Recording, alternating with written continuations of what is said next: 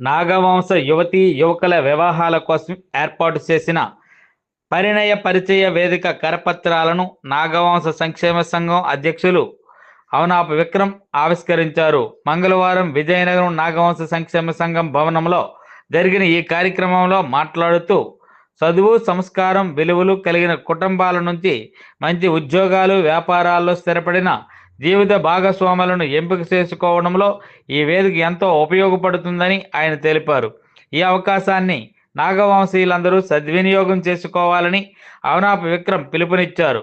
ఇప్పటి వరకు నాగవంశ సంక్షేమ సంఘం కోసం అనేక కార్యక్రమాలు చేపట్టామని, ఇప్పుడు వివాహ సంబంధాల కోసం ప్రత్యేకంగా ఈ పరిణయ పరిచయ వేదికను ఏర్పాటు చేస్తున్నట్లు చెప్పారు.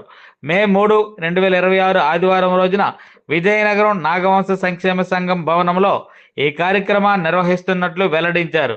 2 తెలుగు రాష్ట్రాలతో పాటు ఇతర రాష్ట్రాలు, విదేశాల్లో ఉన్న నాగవంశీయులు కూడా ఈ వేదికను సద్వినియోగం చేసుకోవాలని సూచించారు.